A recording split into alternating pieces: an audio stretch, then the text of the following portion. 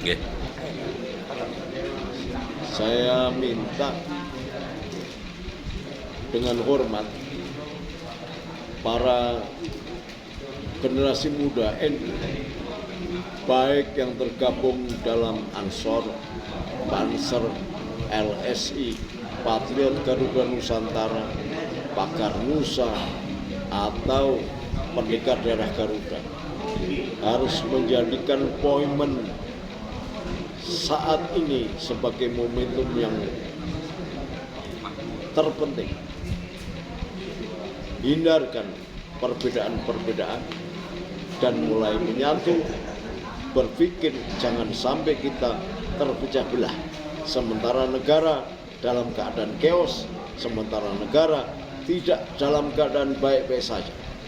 Maka sementara ini kesampingkan perjuangan-perjuangan sektarian. Mari kita bahu-bahu bersama Patriot Garuda Nusantara, bersama Pendekar Darah Garuda, bersama dengan elemen pemuda yang lain. Kita menyatu menghadang segala bentuk ancaman, tantangan, dan gangguan, baik yang datang dari dalam maupun dari luar, untuk mencegah terjadinya pemberontakan atau bugot. Bugot adalah haram hukumnya bagi umat Islam. Karena kita sudah berkomitmen berdemokrasi dengan mekanisme pergantian pemimpin 5 tahunan, maka setelah terpilih presiden dan wakil presiden, kita harus komitmen mendukung, menjaga agar berjalan kepemimpinan itu selama 5 tahun. Kalau ingin menggantikan, nanti lewat pemilu. Jangan dibiasakan melakukan impeach, jangan dibiasakan melakukan pemberontakan, jangan dibiasakan mengkhianati bangsa dan negara yang berdasarkan Pancasila dan Undang-Undang Dasar 45. Saya sebagai Senopati Nusantara, Patriot Garuda Nusantara, juga pendiri Pendekar Darah Garuda, dari pengurus besar Jamiah Ahli Thoroqoh Muktabaroh se-Indonesia, sudah bertekad untuk mewakafkan jiwa dan raga akan mendukung pemerintahan yang sah sampai 5 tahun ke depan. Selanjutnya silahkan mekanisme demokrasi yang akan melaksanakannya.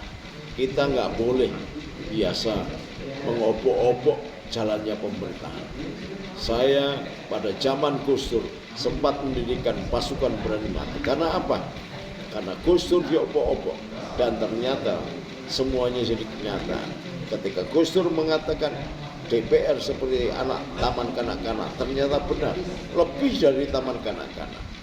Ketika Gus Dur mengatakan sebaiknya DPR dibubarkan, itu bukan ide awal Gus Dur.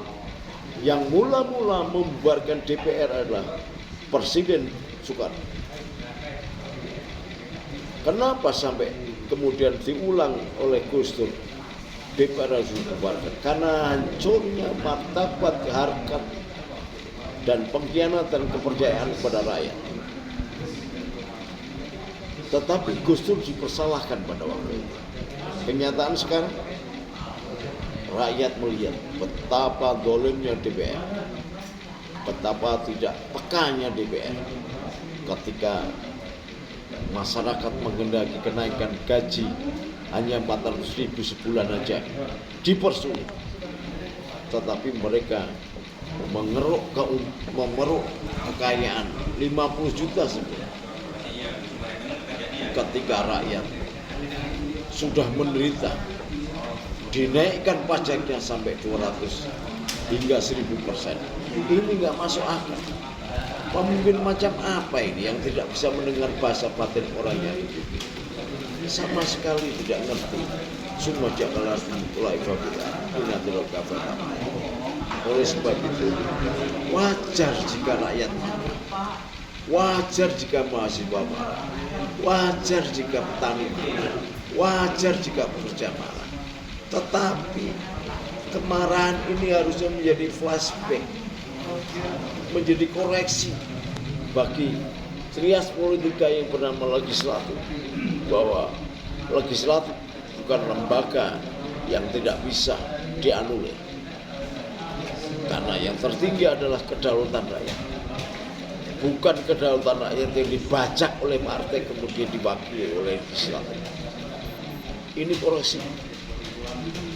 Jika menghendaki negaranya yang utuh, maka harus tegas dan komitmen kembali kepada amanat perjuangan rakyat, amanat penderitaan rakyat, menjadi tujuan utama bahwa menjadi pemimpin itu adalah untuk mensejahterakan orang yang dipimpin, bukan mendolimi orang yang dipimpin. Watawasau bil haq, watawasau bis sabr.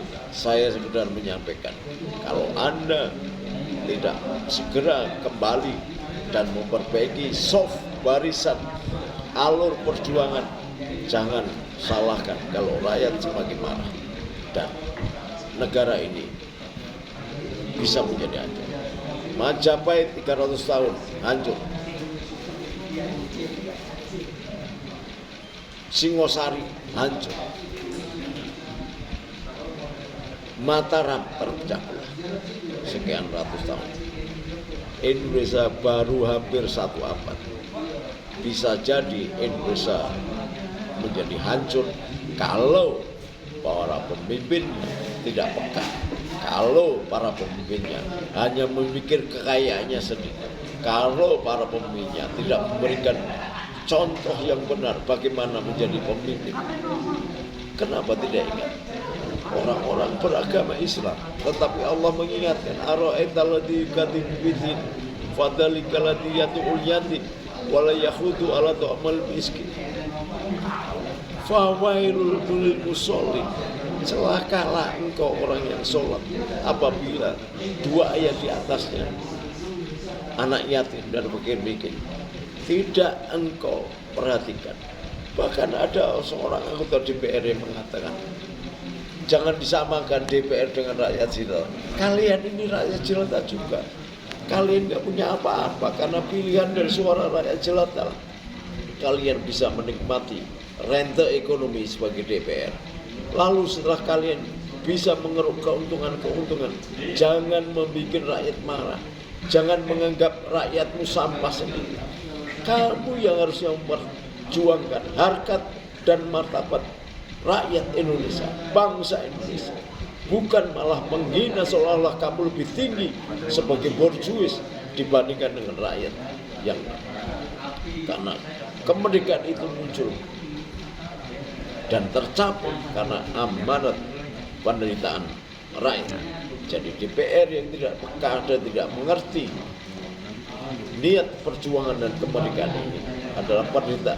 DPR yang sama sekali tidak layak mewakili rakyat, tidak layak mengatasnamakan rakyat, dan tidak layak mengatakan dirinya berpancasila.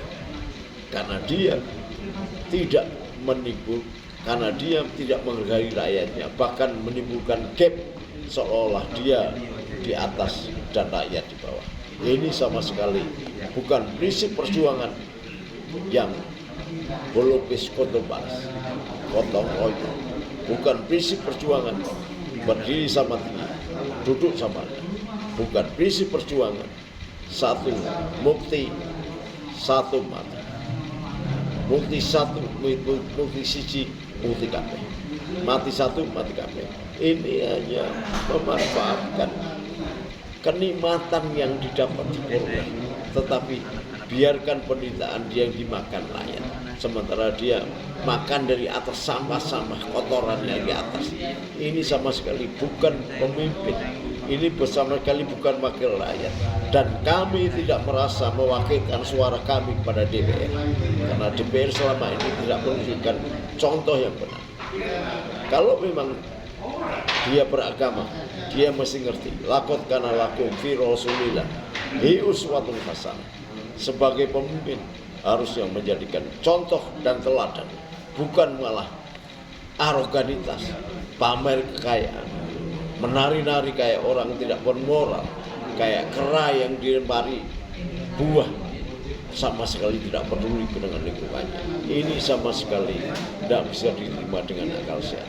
Maka saya minta pimpinan-pimpinan partai harus koreksi kalau ingin rakyatnya menghargai pemimpin partai. Retro, gantikan mereka. Masih banyak orang yang baik, tapi tidak punya duit.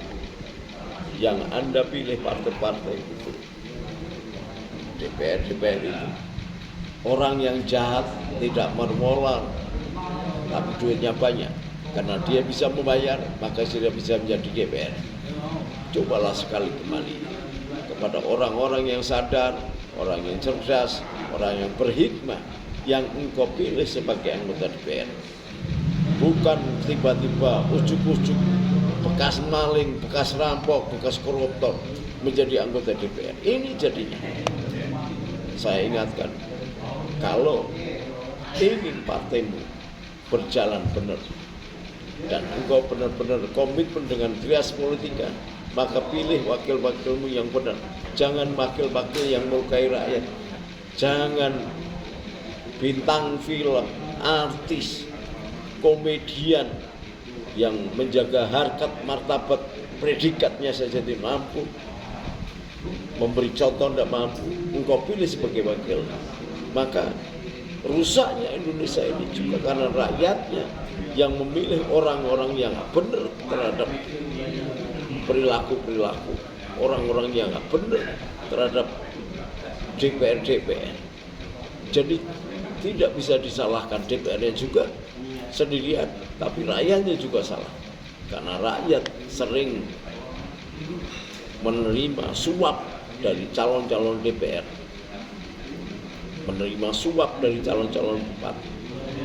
Maka berlakulah hukum roksi wal murtasi fina, yang menyuap dan yang disuap masuk neraka. Inilah neraka.